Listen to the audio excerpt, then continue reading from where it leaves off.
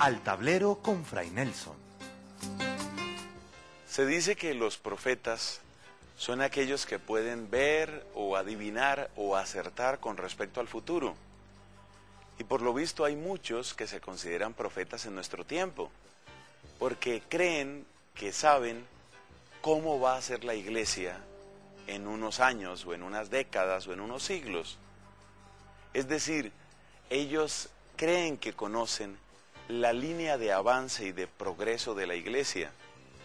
Para ellos la iglesia tiene que acercarse al modelo de pensamiento de la ciencia, al modelo de praxis del socialismo y al modelo terapéutico del psicoanálisis. A esto llamamos la progresía o el progresismo. ¿Qué es? ¿Dónde existe? ¿Qué peligros tiene? ¿Por qué nos interesa? Bienvenidos al tablero con Fray Nelson Medina.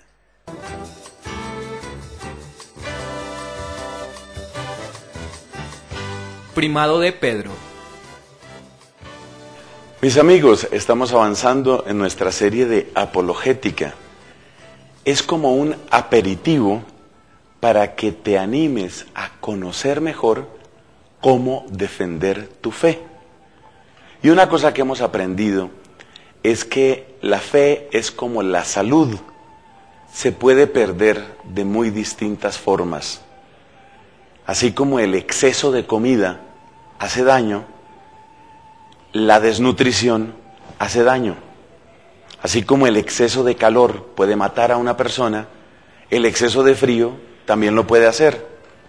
Entonces, la fe, lo mismo que la salud, requiere de ese sabio equilibrio bajo la guía del Espíritu Santo, el cual nunca abandona la iglesia. Yo quiero contar una historia que empieza con el rostro que tiene actualmente en el siglo XIX. El siglo XIX fue un siglo muy turbulento, fue un siglo complejo. Si miramos, por ejemplo, Italia se estaba consolidando como nación. Pero antes de Italia, con Garibaldi, pues nos encontramos en todos estos países de nuestra América Latina procesos de independencia y procesos de agresividad contra el Imperio Español. Utilizo la palabra agresividad porque es importante destacar que no fue únicamente una independencia política, sino que en la mente de los líderes de aquella independencia se trataba también de un rompimiento cultural, intelectual e incluso religioso. Muchos de los líderes de la independencia en nuestros países eran personas que estaban muy profundamente impregnadas de los ideales de la masonería y no querían ciertamente el florecimiento de la iglesia ni de las obras de la iglesia. El siglo XIX es el siglo que, por ejemplo, en nuestro país, Colombia, encontramos a un Tomás Cipriano de Mosquera con su decreto de manumisión de los bienes de manos muertas. En la práctica eso significó el destierro de comunidades religiosas y el desposeimiento de la iglesia de muchísimos de sus bienes y de sus terrenos. En la parte científica y en la parte intelectual, la guerra no era menor. El siglo XIX es el siglo de Ludwig Feuerbach, uno de los pensadores que podemos considerar fundamentales dentro de la escalada del ateísmo. Es el siglo también de Carlos Marx, efectivamente, el del marxismo. Es el siglo en el que encontramos a otro pensador en Francia, Augusto Comte, el cual exalta los resultados de la ciencia a costa de despreciar lo que tenga que ver con religión y lo que tenga que ver con filosofía. En ese siglo tan complejo hay que añadir todavía otro elemento más. Es el siglo de la revolución industrial o de la expansión de la revolución industrial que ya venía dándose de alguna manera en Inglaterra con el descubrimiento de la máquina de vapor o con la invención de la máquina de vapor. Esto quiere decir que el siglo XIX es el siglo en el que las condiciones para millones de personas se vuelven absolutamente insufribles. Esa especie de esclavitud a la que son sometidos muchos en las grandes ciudades de Inglaterra, especialmente en Manchester, por ejemplo, lugares donde se presenta una verdadera explotación, no solamente de hombres, sino de familias enteras. Es la época en que hay niños que tienen que trabajar para ayudar al sostenimiento de la familia, 12, 13, 14 horas diarias. Tristemente, se ha dicho entre paréntesis, esta vergüenza del trabajo infantil no ha desaparecido todavía en el mundo. En medio de esa situación tan turbulenta, la Iglesia tiene que enfrentar un elenco amplísimo de desafíos y por eso también tiene que pronunciarse. Desde el punto de vista intelectual y cultural, hay un papa al que hay que destacar. Él se llama Pío, el Papa Pío IX. El Papa Pío IX, o Pío IX, hacia la mitad del siglo XIX, promulga un documento indicando una cantidad de ideas filosóficas, ideas entonces en boga, que son contrarias a nuestra fe católica. Ese documento se llama el Syllabus. La palabra sílabus no es tan importante, pero esta realidad, sí, sílabus aquí significa como una colección de tesis o de ideas. Entonces, el Papa Pío IX saca el sílabus, y el sílabus de Pío IX viene a ser como una especie de acta formal de rompimiento entre el pensamiento católico y las principales corrientes de pensamiento que se imponían en la Europa del siglo XIX. Obviamente el sílabus va a condenar la masonería, va a condenar el positivismo de Comte, por lo menos sus raíces, va a condenar el ateísmo, va a condenar una cantidad de plagas intelectuales que se regaban de un modo acelerado en la mente de muchísimos. Pero esta actitud de Pío IX, aunque seguramente era necesaria en su momento, pues también vino a crear una sensación de distancia, una sensación de abismo entre la Iglesia y lo que podríamos llamar el mundo. Pero, a ver, ¿qué queremos decir con mundo aquí? Queremos decir la cultura europea occidental, marcada por las tendencias de la Ilustración, marcada por la enseñanza de un Feuerbach, de un Marx, y más tarde vendrán otros como por ejemplo Nietzsche. Entonces, ese rompimiento tiene consecuencias. Si bien el sílabus de Pío IX y otros documentos, hay otro documento muy importante de otro papa, Pío X. Pío X pues es de comienzos del siglo XX. Pío X saca una encíclica que se llama Pascendi. Estos documentos podemos decir que eran necesarios ciertamente en la época. Eran documentos que querían traer claridad a la mente de los católicos, pero eran documentos que también significaban ese rompimiento entre la Iglesia y el mundo científico, entre la Iglesia y la investigación histórica, entre la Iglesia y el mundo obrero. Entonces también muchos católicos se preguntaron, y especialmente muchos sacerdotes, sobre todo sacerdotes de cierto bagaje intelectual, se preguntaron si esa distancia tenía que quedar así, como una especie de ruptura permanente, o si se podían buscar puentes para que la Iglesia se reencontrara con el mundo.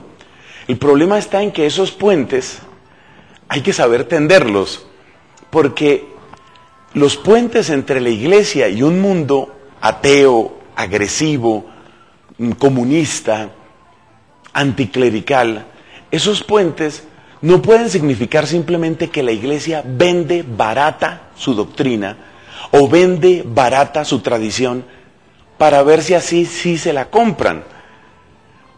Tú conoces el caso de esos almacenes en los que cuando hay un producto que no se está vendiendo de ninguna manera, entonces inventan una venta de rebajas y entonces empiezan a dar a bajísimo precio eso que nadie quiere comprar para ver si así pueden deshacerse de ese inventario y desocupar sus bodegas.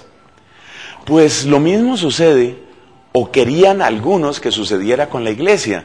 Es decir, que la iglesia quitara los obstáculos para que estas personas pudieran seguir creyendo. Entonces, por ejemplo, si algunos no creen en milagros, pues entonces prediquemos el evangelio sin milagros para ver si así la gente puede aceptarlo. Si el problema es la clase obrera y si la gente de izquierda y la gente de los sindicatos y la gente socialista siente distante a la iglesia, pues presentemos a una iglesia obrera. Años después, en la primera mitad del siglo XX, hubo todo un movimiento, el movimiento de los curas obreros, que fue fuerte, especialmente en Francia. Entonces, fíjate que hay una manera de tender puentes entre la iglesia y el mundo, que es una manera irresponsable, porque básicamente de lo que se trata es de que la iglesia renuncie a lo que le es propio y que acoja todo lo que el mundo diga y que la iglesia se mundanice, que la iglesia se secularice, que la iglesia renuncie a todo elemento que sea propiamente sobrenatural, trascendente, jerárquico, que todo ese lenguaje que puede sonar feo en algunos oídos se quite.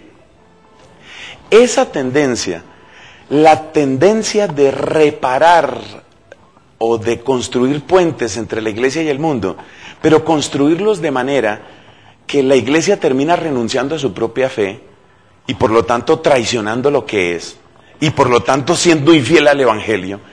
Esa tendencia es exactamente lo que se llama progresía o se llama progresismo.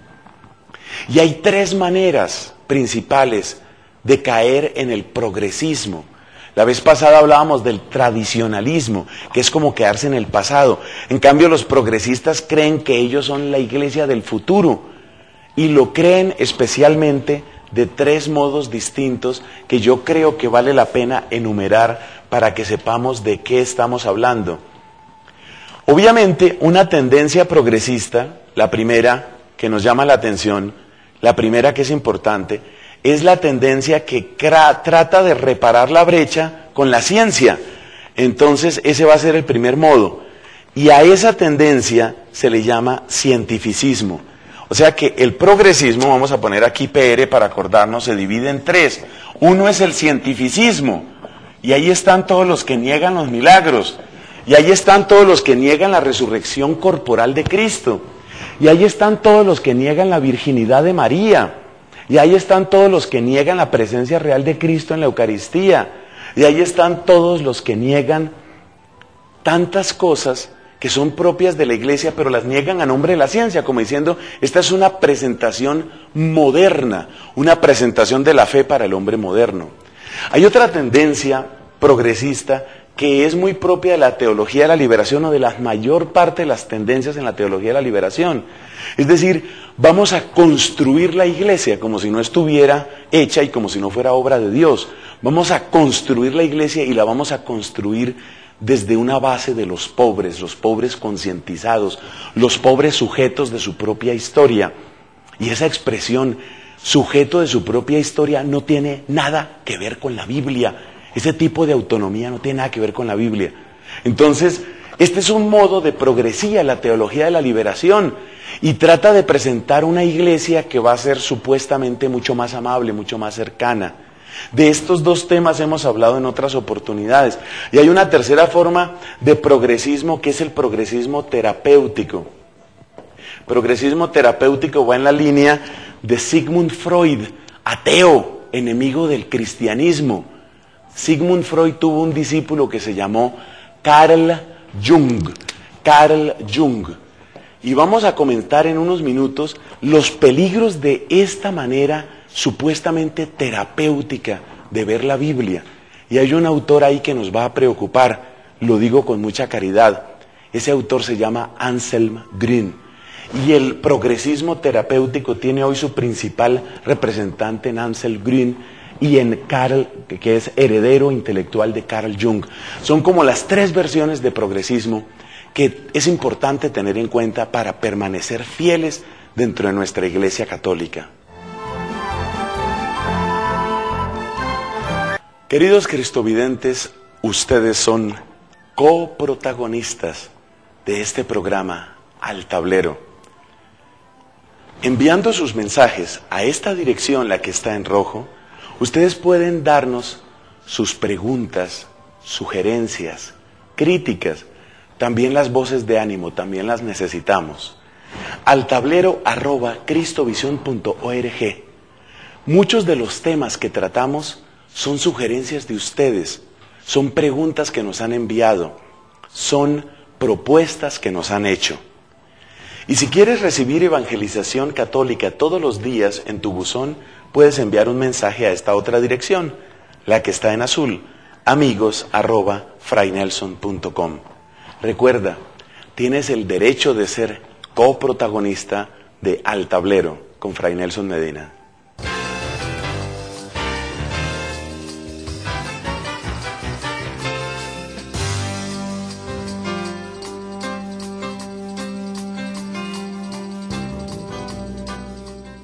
Querido Fray Nelson, yo le sigo por alimento para el alma con la frecuencia que puedo, y ahora en esta serie tan hermosa de Al Tablero sobre la Biblia. Usted es un hombre de Dios, bendecido con todos los dones del Espíritu Santo para la gloria de Dios y el bien de todos los hermanos que tenemos la dicha de escucharle.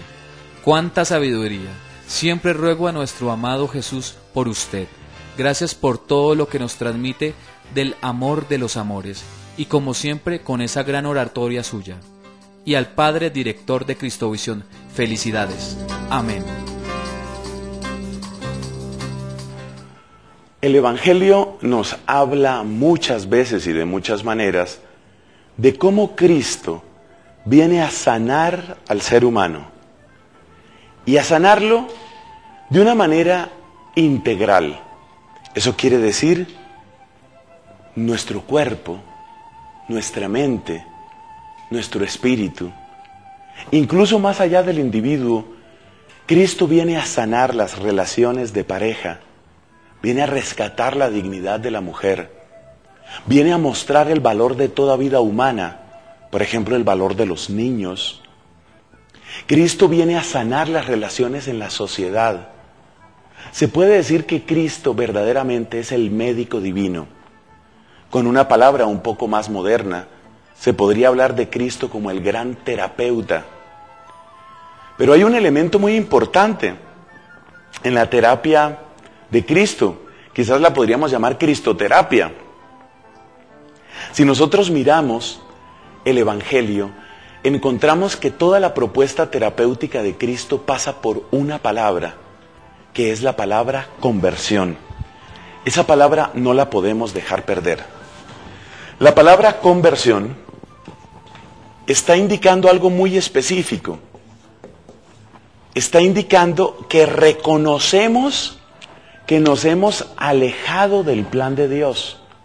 La conversión trae el arrepentimiento, y el arrepentimiento trae la fe en aquel que se nos ha manifestado en Jesucristo, dándonos su misericordia, dándonos su gracia, dándonos su amor.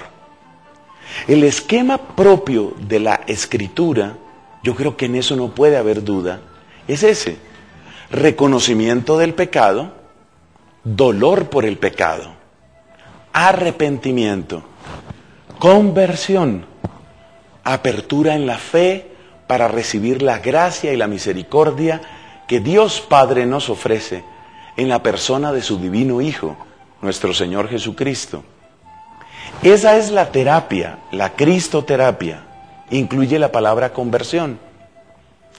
Pero hay una serie de autores que han querido presentar el mensaje de la Biblia como una especie de terapia, pero quitando estos elementos, los elementos del arrepentimiento, los elementos de los sacramentos.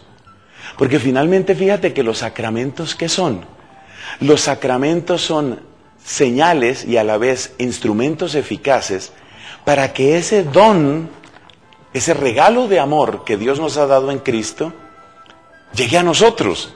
Entonces, por ejemplo, ¿qué es el bautismo? Es la aplicación a una vida humana de los bienes de la pasión del Señor. ¿Qué es la confesión? La confesión es como la renovación de ese bautismo, es ese sumergirse en la sangre del sacrificio de Jesucristo para que se cumpla en nosotros lo que dice el Apocalipsis, es decir, que nuestras vestiduras son blanqueadas, que somos renovados en la sangre de Cristo. Y así sucesivamente, los demás sacramentos, todos los podemos relacionar y los debemos relacionar con el misterio redentor de Cristo. Pero entonces hay autores que no hablan de la sangre de Cristo. Hay autores que no hablan casi nada, casi nunca y cada vez menos de la sangre de Cristo, de la cruz de Cristo, del sacrificio de Cristo, del arrepentimiento. Porque se cree que todo arrepentimiento va a llevar como a un complejo de culpa. Y la noción misma de pecado o se omite completamente, o, lo que incluso es más grave, se presenta como equivalente a el error, la ignorancia, la equivocación. Esto es grave y es una de las expresiones del progresismo dentro de la Iglesia. Recuerda lo que decíamos en nuestra sección primera. La progresía o el progresismo tiene tres principales vertientes. Una vertiente cientificista, que es la que pretende negar todo lo sobrenatural y todos los milagros y todas las cosas que no quepan dentro de lo que la ciencia explica. Luego pues hay otra vertiente que es la que podemos llamar social o política, y es la vertiente, por ejemplo, de estos grupos de redes cristianas. En España hay una asociación que se llama Asociación Juan 23, usurpan ese nombre, porque eso no es representativo del pensamiento del beato Juan 23. Esa es otra tendencia, muy propia de la mayor parte de la teología de la liberación. Y luego hay otra tendencia que es esta terapéutica, que es la que estamos examinando. Y fíjate que se trata siempre como de salvar el abismo, la distancia entre la Iglesia y el mundo, pero salvarlo de una manera que finalmente significa que la Iglesia pierde lo propio de su mensaje. Porque si le quitas a la Iglesia el anuncio del arrepentimiento y de la conversión, ¿qué queda? Entonces muchos de estos autores, como el que ya mencioné, Anselm Green, pues prácticamente niegan la existencia del demonio. El demonio es equivalente a las zonas oscuras de tu vida, las zonas oscuras de tu corazón. ¿Qué es eso? Esa no es la enseñanza católica. Se quita la noción de pecado. Entonces un autor como estos pues va a decir que la orientación sexual y la práctica sexual de la persona, que es la que brota de esa tendencia, no es pecado. Eso no es lo que cree la Iglesia Católica. Fíjate que es un mensaje que puede resultar, entre comillas, muy amable y que puede presentarse como una especie de acercamiento al mundo, pero es un acercamiento a costa de negar lo que es propio de la Iglesia. Entonces hay que tener cuidado con esas enseñanzas. No son representativas de la Iglesia Católica. Yo mismo he tratado por distintos medios que esta clase de discusión y esta clase de conversación se tenga abiertamente para que todos ustedes, cristovidentes, tengan claro a qué autores ir y a qué autores no ir. Así, por ejemplo, hay otro autor que yo creo que hay que destacarlo, pues lamentablemente en un sentido crítico. Estoy hablando de Anthony de Melo. Sus libros magníficamente escritos como piezas de narrativa, pero evidentemente no representan la fe cristiana. Cuando una persona como Anthony de Melo nos está hablando de todo lo que tu vida va a mejorar, por eso hablamos de una tendencia terapéutica, todo lo que tu vida va a mejorar con la iluminación, con el caer en cuenta, pues la iluminación y el caer en cuenta pertenecen a una forma de pensamiento que se llama la gnosis. Sobre la gnosis hemos hablado varias veces en estos programas. Y el pensamiento gnóstico y el pensamiento y la enseñanza de la gnosis, por supuesto que no es cristiana. Nosotros no somos transformados por tener una buena y fantástica idea. Nosotros somos transformados porque Dios envió a su Hijo en nuestra carne. Y porque el sufrimiento de esa carne, sufrimiento motivado por el amor a nosotros y la obediencia al Padre, ha significado una ofrenda, un sacrificio, un precioso sacrificio que merece toda nuestra gratitud, que merece ser conocido.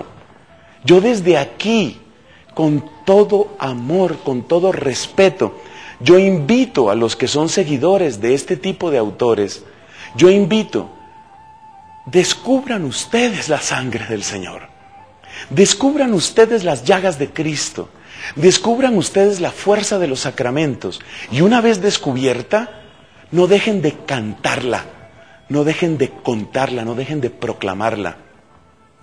En la misma línea que evita la conversión, pues hay que mencionar una cosa, el tiempo apenas nos da para mencionarlo, el famoso eneagrama, una especie de teoría también de tipo terapéutico, también supuestamente para el autoconocimiento, pero con un problema muy grave, y es que el eneagrama se supone que distribuye a las personas como en 9 tipos de personalidad, pero les marca un destino, y eso, el marcar un destino por un tipo de personalidad, eso es contrario a nuestra fe.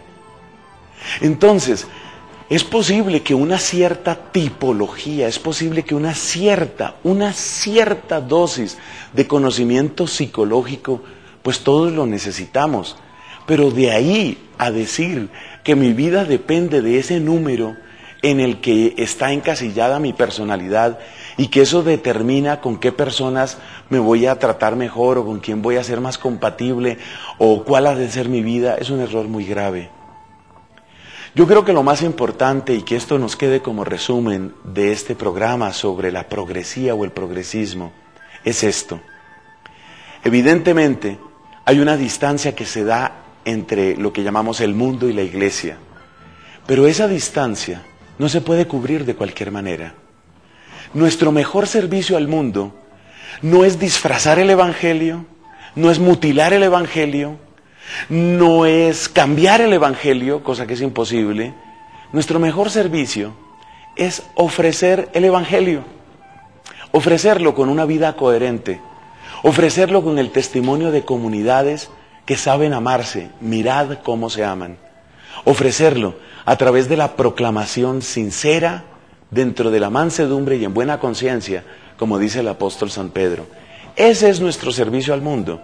No tenemos que hacerle el juego a ese tipo de terapias, no tenemos que hacerle el juego a unos modelos políticos que le deben más al marxismo que a otra cosa, no tenemos que hacerle el juego tampoco a ese cientificismo del cual ya han salido muchos verdaderos científicos. Que Dios nos confirme en su fe para que podamos con esa mansedumbre y alegría proclamar siempre el Evangelio del Señor. Amén.